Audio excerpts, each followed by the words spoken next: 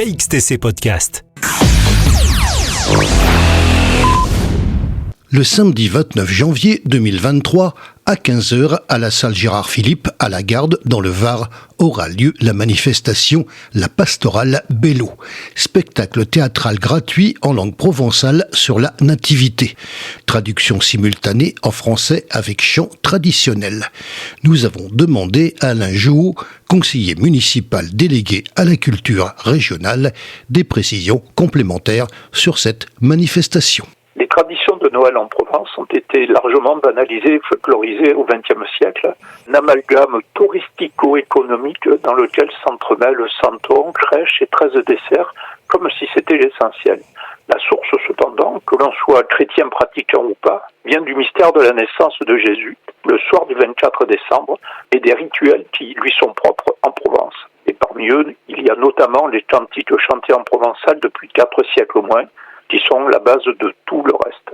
En fait, c'est autour d'Avignon que l'on voit se développer les premiers Noëls provençaux, appelés Noël de Notre-Dame-des-Dons, composés entre 1570 et 1610 par des clercs.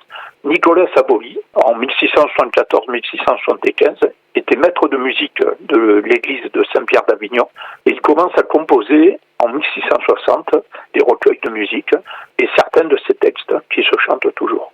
Les 17e, 18e et 19e siècles voient l'édition de nombreux recueils de Noël. Or, ce sont en fait des personnages simples et naïfs de ces petits tableaux qui ont inspiré les premiers cantonniers du début du 19e siècle et qui les ont d'ailleurs figés dans leur apparence de cette époque.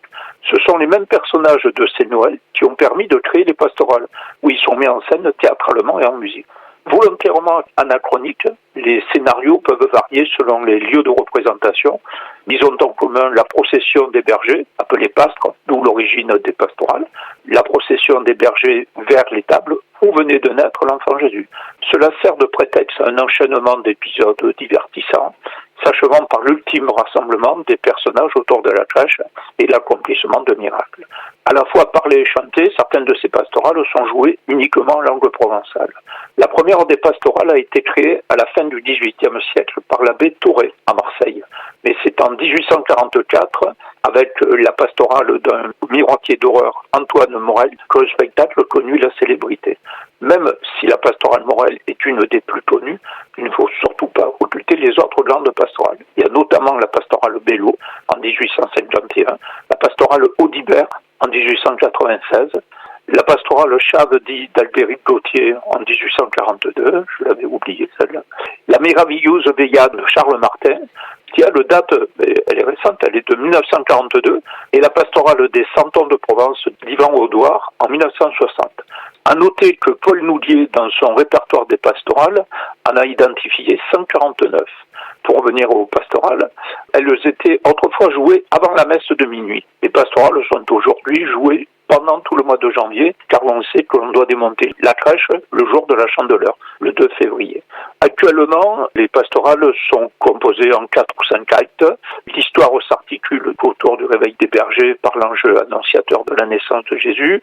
Ces derniers vont réveiller à leur tour les habitants du village et se rendent autour de la crèche à la rencontre de la Sainte Famille. Outre le rôle de divertissement, les pastorales entretiennent une tradition populaire et créent du lien social au sein des villages, car ça touche l'ensemble des générations, du plus jeune au plus âgé.